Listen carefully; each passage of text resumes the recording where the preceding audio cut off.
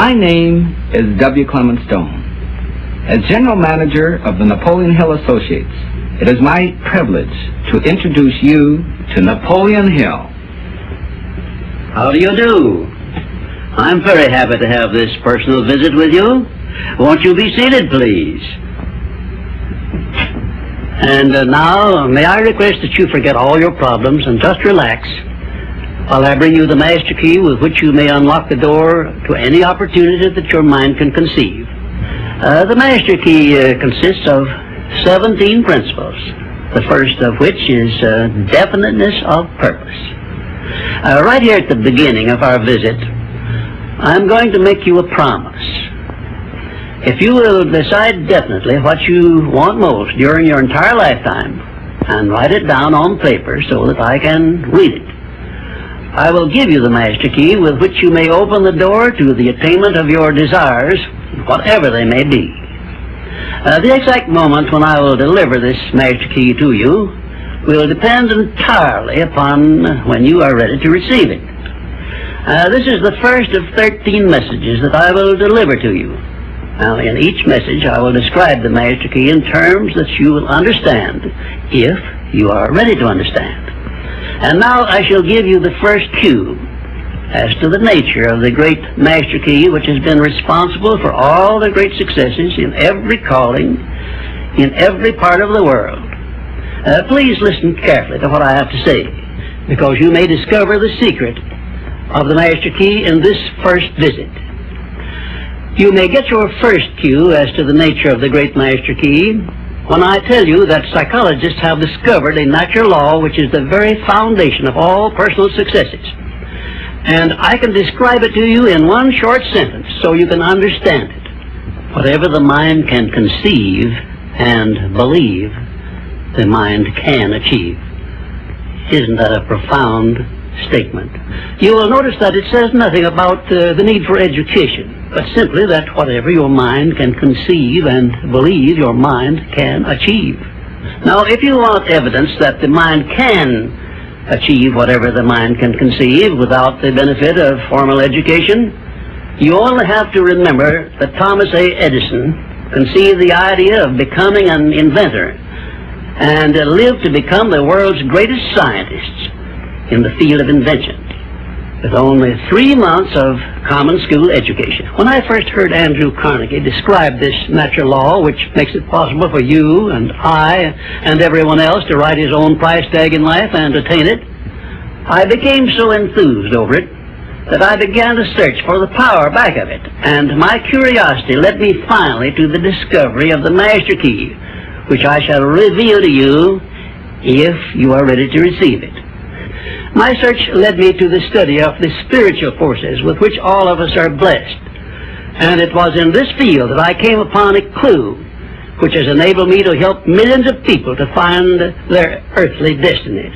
I want to describe my discovery in the simplest terms possible, because it will reveal to you why it is true that whatever the mind can conceive and believe, the mind can achieve, regardless of how many times you may have failed in the past or how lofty your aims and hopes may be. I caught my first fleeting glimpse of the profound law which provides the means by which we may choose our own purpose in life and attain it, while I was being coached by Andrew Carnegie during the organization of the Science of Success philosophy. I had just finished telling Mr. Carnegie that I feared he had chosen the wrong person to give the world the first practical philosophy of personal success because of my youth, my lack of education, and my lack of finances. Well, at this point, Mr. Carnegie delivered a lecture that I shall never forget, because it changed my entire life and paved the way for my helping to change the lives of millions of people, some of them not yet born. Let me call your attention to a great power which is under your control, said Mr. Carnegie, a power which is greater than poverty, greater than the lack of education, greater than all of your fears and superstitions combined. It is the power to take possession of your own mind and direct it to whatever ends you may desire. This profound power, Mr. Carnegie continued, is the gift of the Creator, and it must have been considered the greatest of all of his gifts to man, because it is the only thing over which man has the complete and unchallengeable right of control and direction. When you speak of your poverty and lack of education, Mr. Carnegie explained, you are simply directing your mind power to attract these undesirable circumstances, because it is true that whatever your mind feeds upon, your mind attracts to you. Now you see why it is important that you recognize that all success begins with definiteness of purpose, with a clear picture in your mind of precisely what you want from life.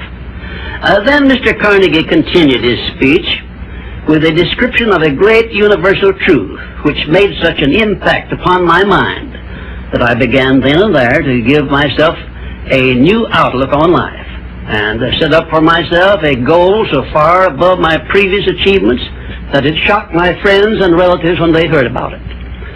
Everyone, said Mr. Carnegie, comes to the earth plane blessed with the privilege of controlling his mind power and directing it to whatever ends he may choose.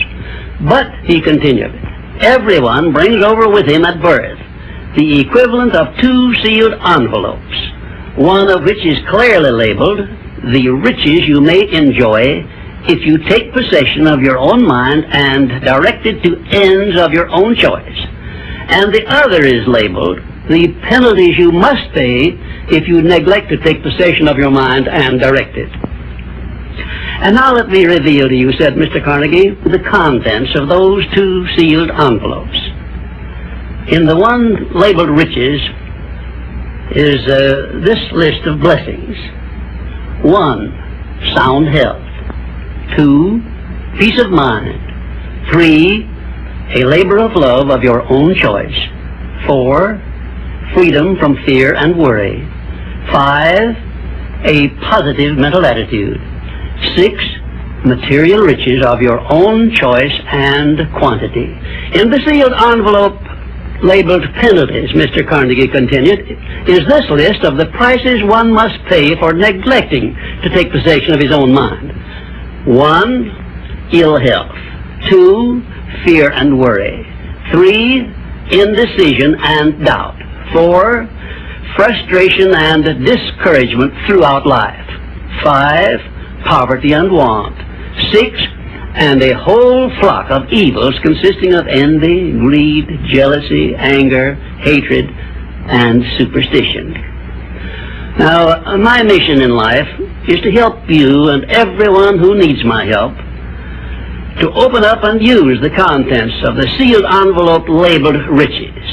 And the starting point from which you must take off if you wish to write your own ticket from here on out for the remainder of your life, I will describe for you in these simple instructions. 1, procure a neat pocket-sized notebook, or something on the order of this one here, loose leaf affair.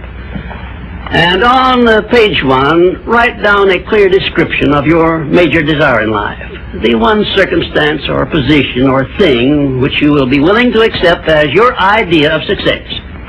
And remember before you begin writing that your only limitations are those which you set up in your own mind or permit others to set up for you. And 2, on page 2 of your notebook, write down a clear statement of precisely what you intend to give in return for that which you desire from life.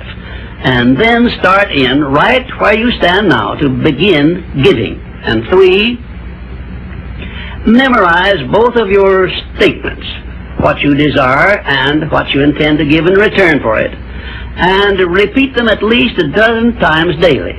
And always end your statements with this expression of gratitude for the blessings with which you were gifted at birth. I ask not, O divine providence, for more riches, but more wisdom with which to accept and use wisely the riches I received at birth in the form of the power to control and direct my mind to whatever ends I desire. If you are not too successful or self-satisfied to accept and express this profound prayer, if you accept it and express it in the same spirit of humble sincerity in which I pass it on to you, a new and a better world will reveal itself to you. A world in which you will see reflected the circumstances and the things which you yourself have created.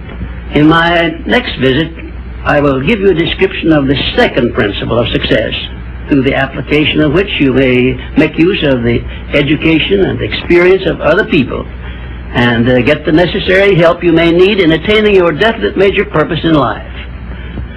And now let me close this, our first visit, with my favorite expression of gratitude. O divine providence, I ask not for more riches, but more wisdom with which to make wiser use of the riches you gave me at birth, consisting in the power to control and direct my own mind to whatever ends I desire.